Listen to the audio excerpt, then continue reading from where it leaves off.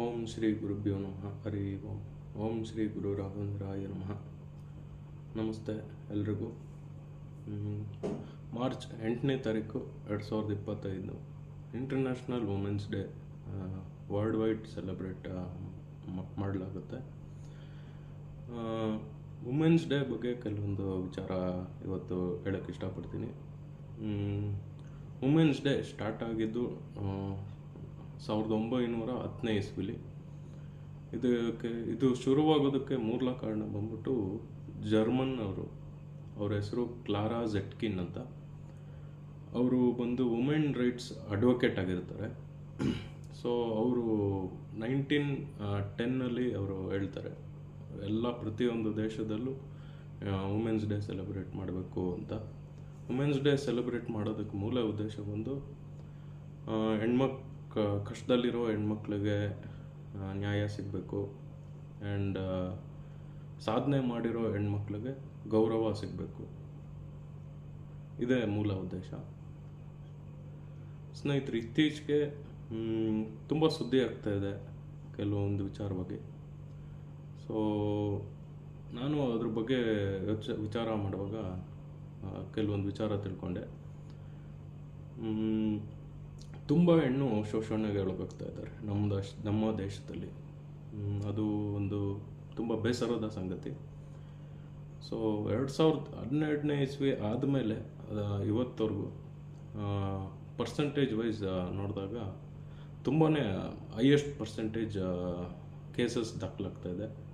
ಯಾವ ವಿಚಾರವಾಗಿ ಅನ್ನೋದು ನಿಮಗೆ ಗೊತ್ತಾಗಿರುತ್ತೆ ಅನ್ಕೊಂತೀನಿ. ಅತ್ಯಾಚಾರ cases last year 2024 31,000 rape cases ದಾಖಲಾಗಿದೆ. ಅಂದರೆ ದಿನಕ್ಕೆ ಏನಿಲ್ಲ ಅಂದರೂ ಸರಾಸರಿ 90 ಹುಡುಗಿರು ನಮ್ಮ ದೇಶದಲ್ಲಿ ರೇಪ್ಗೆ ಒಳಗಾಗ್ತಾ ಇದ್ದಾರೆ, ಅತ್ಯಾಚಾರಕ್ಕೆ ಒಳಗಾಗ್ತಾ ಇದ್ದಾರೆ. ಇದು ತುಂಬ ಎಲ್ಲರೂ ಕೂಡ ಯೋಚನೆ ಮಾಡಬೇಕಾಗಿರೋ ವಿಷಯ ಕೂಡ ಅದು.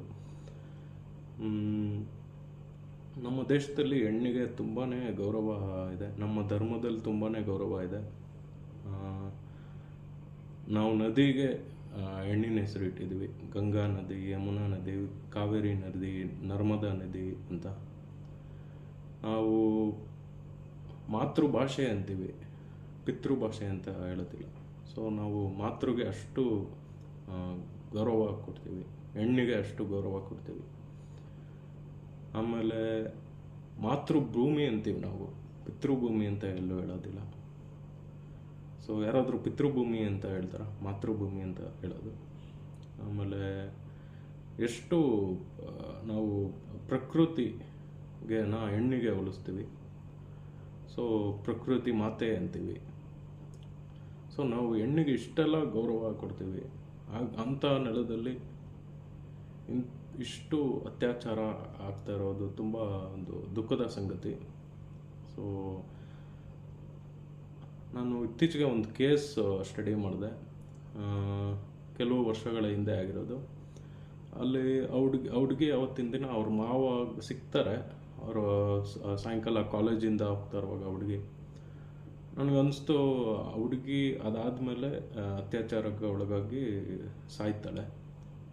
ಸೊ ನಂಗೆ ಅನಿಸಿದ್ದು, ಅವ್ರ ಮಾವ ಸಿಕ್ಕಿದಾಗ ಅವ್ರ ಮಾವ ಕೆಲಸ ಎಲ್ಲ ಬಿಟ್ಟು ಮನೆಯವ್ರಿಗೂ ಬಿಟ್ಬಿಟ್ಟು ಹುಡುಗಿನ ಅಲ್ಲೇ ಹತ್ರದಲ್ಲೇ ಇದ್ದಿದ್ದು, ಆ ಮನೆ ಬಿಟ್ಬಿಟ್ಟು ಹೋಗ್ಬೋದಾಗಿತ್ತಲ್ಲ ಅವ್ರ ಕೆಲಸಕ್ಕೆ ಅಂತ ಅನಿಸ್ತು ನನಗೆ. ನಿಜವಾಗ್ಲೂ ಅದು ವಿಚಾರ ಕೇಳಿ ಅವಾಗ ಎಲ್ಲೋ ಎಸ್ಕೇಪ್ ಆಗ್ಬಿಡ್ತಾ ಇದ್ಲೇನೋ ಅವಳು ಆ ಒಂದು ದುರ್ಘಟನೆಯಿಂದ ಅಂತ ಅನಿಸ್ತು.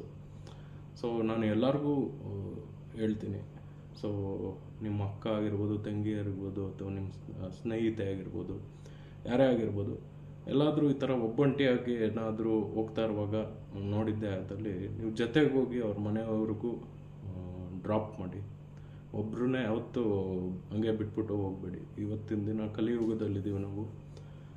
ತುಂಬ ಯಾರನ್ನೂ ನಂಬೋಕ್ಕೆ ಪರಿಸ್ಥಿತಿಲೇ ಇಲ್ಲ, ಅಷ್ಟು ಒಂದು ಪರಿಸ್ಥಿತಿ ಕೆಟ್ಟಿದೆ.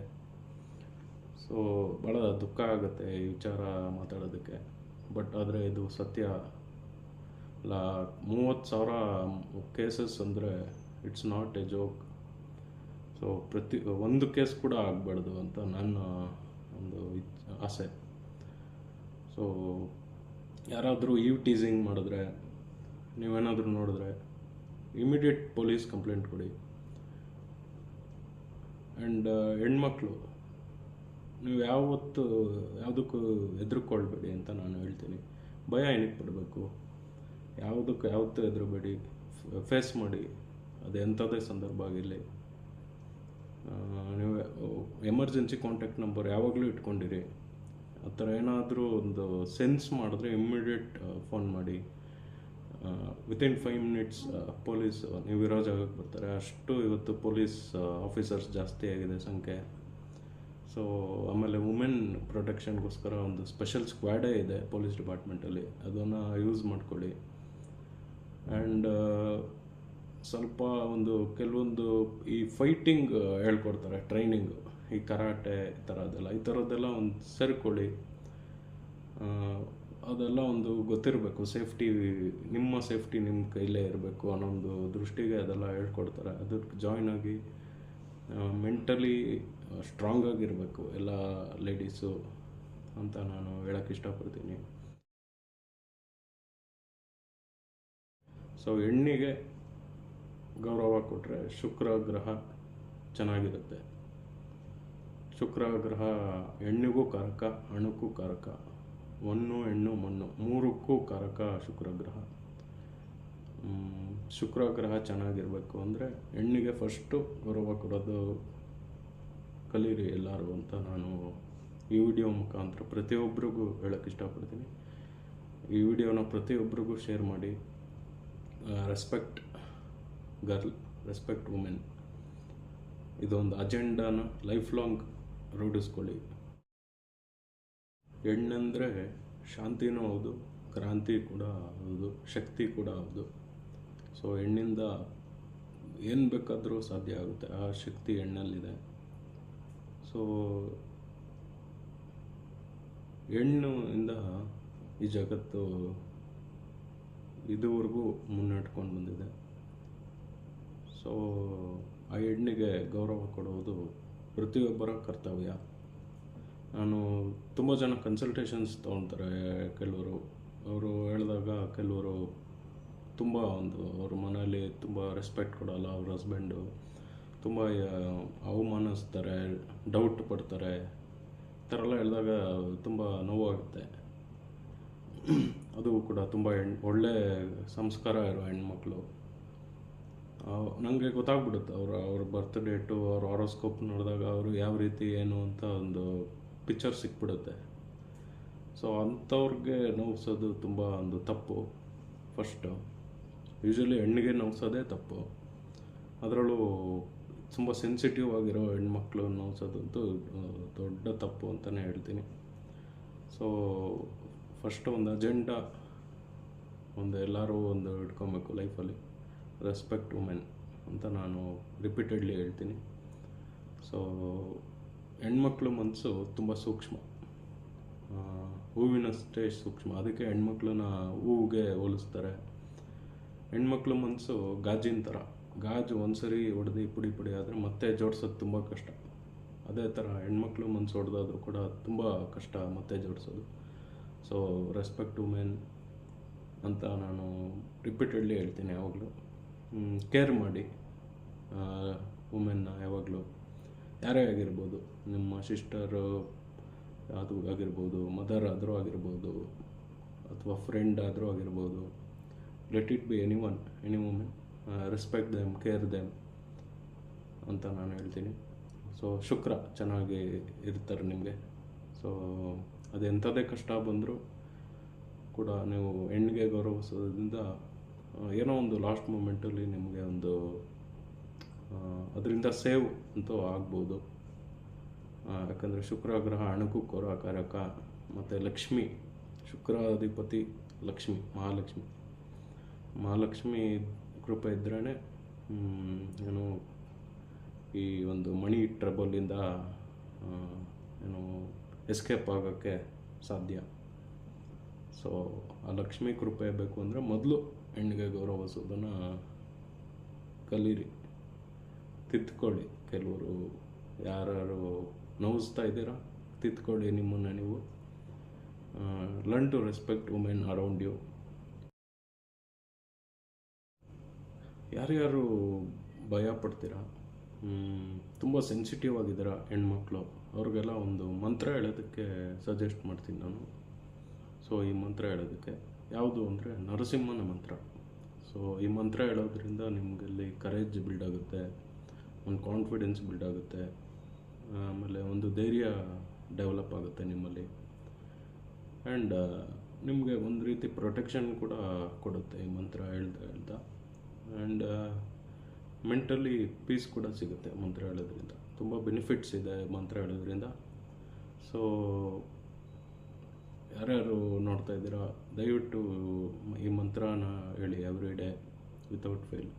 ಯಾರ್ಯಾರು ಕಾಲೇಜಿಗೆ ಹೋಗ್ತಾ ಇದ್ದೀರಾ, ವರ್ಕಿಗೆ ಹೋಗ್ತಾ ಇದ್ದೀರಾ, ನೀವು ಕಾಲೇಜಲ್ಲಿ ಸ್ಟ್ರೆಸ್ಸು ಫೇಸ್ ಮಾಡ್ಬೋದು, ಈ ಯು ಟೀಸಿಂಗು, ಅಥವಾ ನೀವು ಆಫೀಸ್ಗೆ ಹೋಗೋರು ಆಫೀಸಲ್ಲೂ ಕೂಡ ತುಂಬ ಜನ ಒಂದು ರೀತಿ ಕಿರಿಕಿರಿ ಅನುಭವಿಸ್ತಾರೆ ಮ್ಯಾನೇಜರಿಂದ ಅಥವಾ ಬಾಸಿಂದ.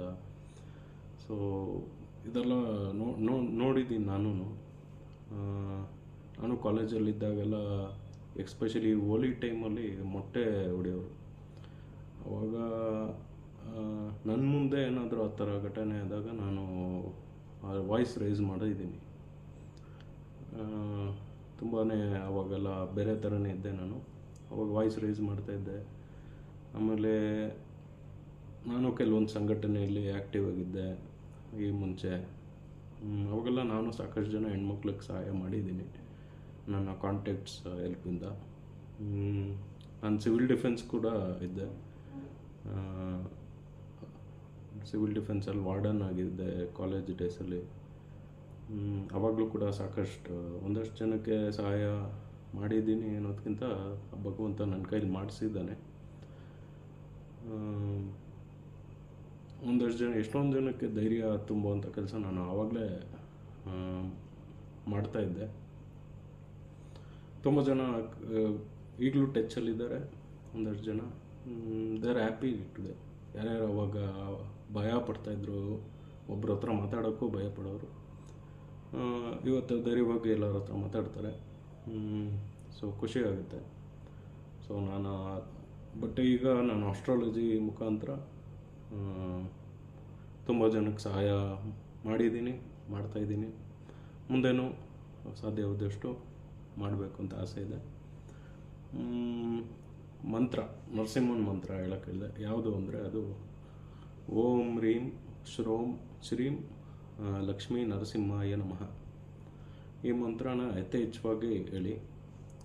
ರೀಂ ಅನ್ನೋದು ದುರ್ಗಾ ಬೀಜಾಕ್ಷರಿ ಮಂತ್ರ, ಶ್ರೋಂ ಅನ್ನೋದು ನರಸಿಂಹನ ಬೀಜಾಕ್ಷರಿ ಮಂತ್ರ, ಶ್ರೀಂ ಲಕ್ಷ್ಮೀ ಬೀಜಾಕ್ಷರಿ ಮಂತ್ರ. ಸರಿ, ಓಂ ರೀಂ ಶ್ರೋಂ ಶ್ರೀಂ ಲಕ್ಷ್ಮೀ ನರಸಿಂಹಾಯ ನಮಃ.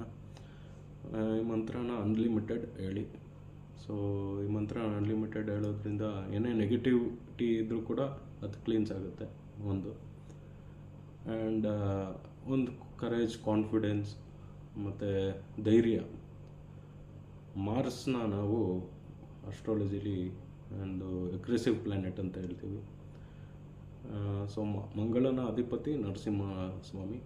ಸೊ ಆ ನರಸಿಂಹ ಸ್ವಾಮಿ ಮಂತ್ರ ಪಠನೆ ಮಾಡ್ತಾ ಇದ್ದಾಗ ಸೊ ನಿಮ್ಮಲ್ಲೂ ಒಂದು ಕರೇಜ್, ಅಗ್ರೆಸಿವ್ನೆಸ್ ಡೆವಲಪ್ ಆಗುತ್ತೆ.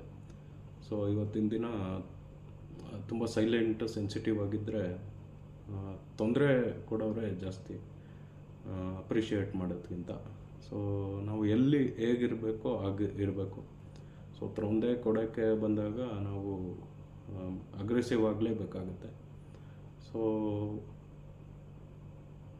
ಸಿಚುಯೇಷನ್ಗೆ ತಕ್ಕಂಗೆ ಇರಿ ಅಂತ ನಾನು ಸಜೆಸ್ಟ್ ಮಾಡ್ತೀನಿ ಎಲ್ಲರಿಗೂ. ಸೊ ಯಾವುದಕ್ಕೂ ಹೆದರಬೇಡಿ. Life is so big.